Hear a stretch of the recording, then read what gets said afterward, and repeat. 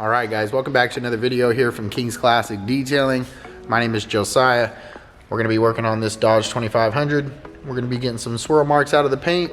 We're going to be working with some Lake Country orange pads, some of the best in the business. Shout out to Lake Country. We're going to be using a 3M polish to help remove the swirls. I've seen people detail, quote unquote, hit it with the once over with the polish. Machine does a pretty good job of filling those small cracks, but what happens is after you wash it, a lot of the swirl marks are still in there.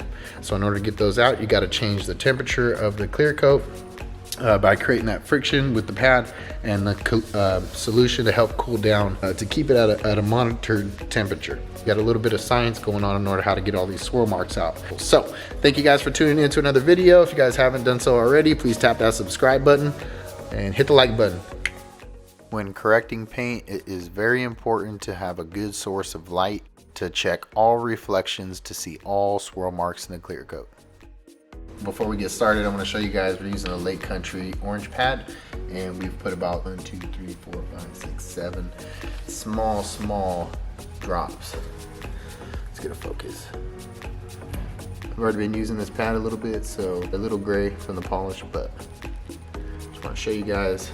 Start off on level 1. We're going to work that in for about 2-3 passes. Move it up to about level 2 or 3.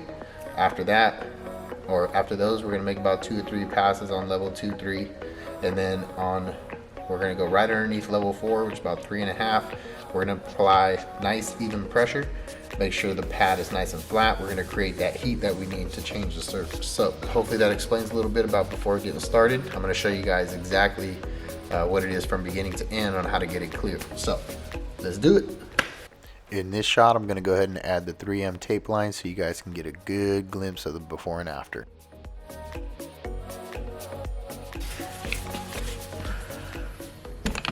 Whenever you're freshly starting a new area, it's a great idea to spread out the polish or compound the best you can.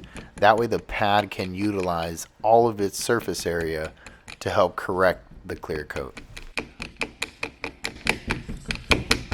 While you guys are watching this video, I'll go ahead and cut all the music in the background so you guys can hear how the motor of the buffer is working on the different levels.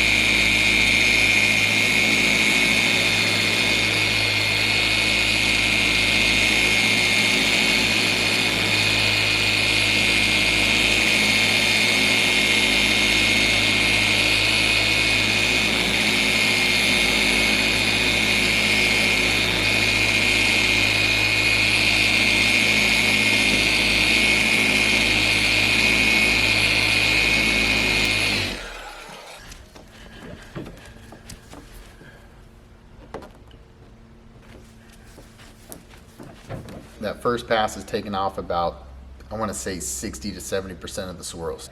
Now we're going to of course hit it again, that same spot. Main thing is to maintain that temperature. We don't want to get it too hot, and of course if you're not getting it hot enough, you're not going to be able to change the surface. So quick though for you guys, if you guys are looking to see why you guys get a lot of buildup on these, what I like to do is just take like a clean dry rag and then just wipe off some of the surface. You might have to hold it, kind of bad getting it there, but hold it and wipe off some of that buildup with the rag.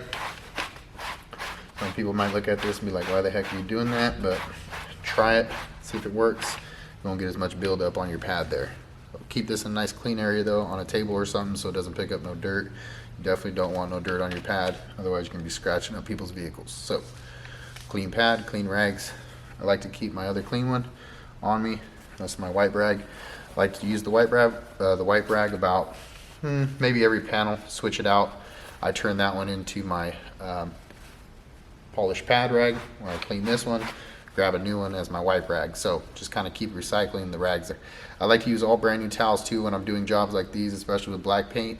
It's just very sensitive, this paint, so you want to try to be as clean as possible. So pass number 2.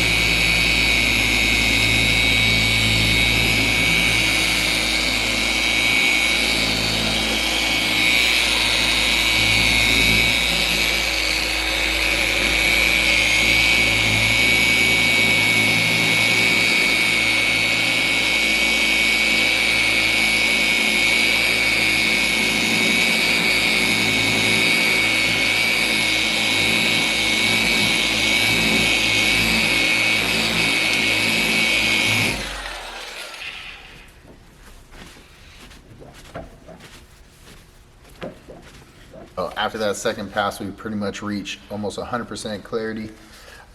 Looking pretty clear here in this spot. So what I'm going to do, I'm going to finish about this section here. That way you guys can see the difference between a good before and after of what the swirls look like before, and then the first step in cutting down with the polish. So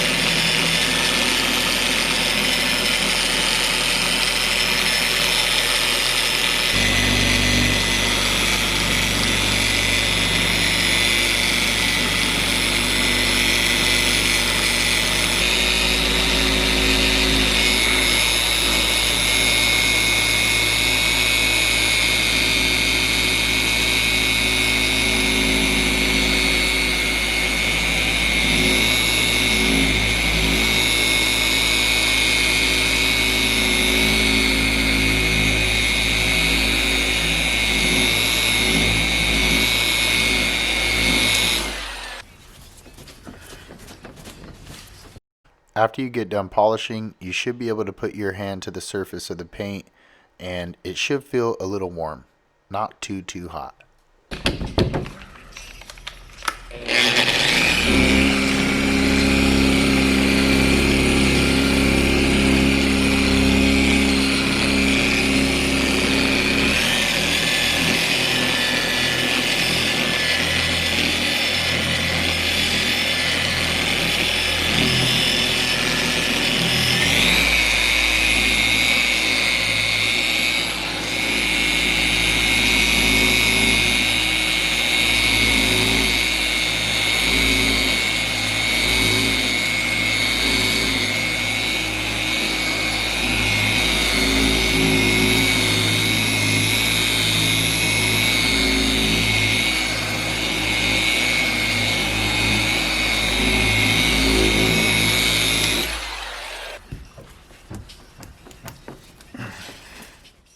Alright, so we got it all polished out. I can't wait for you guys to see it. So it took a little bit of time. Most important part is creating that temperature.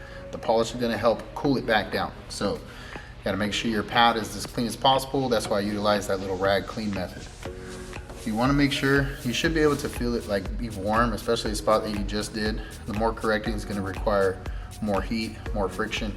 So you just want to stick to that 2x2 area. If you try to get too big, you're going to spread out the solution. You're not going to have enough to cool it back down. That's why with a lot of people, they move very quickly. They don't thoroughly get all the swirl marks out and they're wondering why. Reason is they're not maintaining that temperature in that area that they're buffing out, or polishing out. So I'll show you guys some close-ups. I'm going to tear off this tape here and let you guys see the difference. So as you guys can see here, without removing the tape, on the right side the swirls, on the left side nice and clean, all polished out.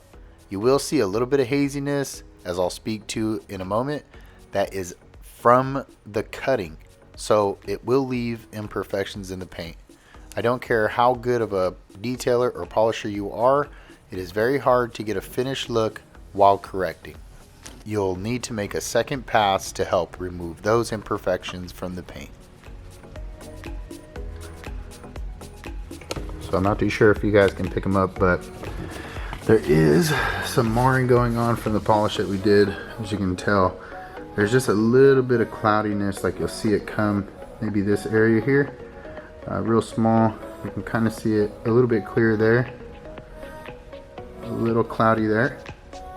That's what our second pass for. So this is a complete cutting stage. So when you cut, you're not going to be able to leave a glossy finish. I don't care what kind of pad you got, what kind of solution you're working with.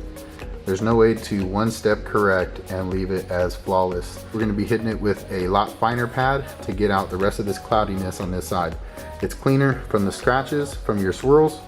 However, as you get into this part, it is clear, but there's no more swirls, but there is marring. And you can see a little bit of that cloudiness there, and that kind of elongated that way. Maybe there's a little bit that way too. Hopefully this helps. Thank you guys.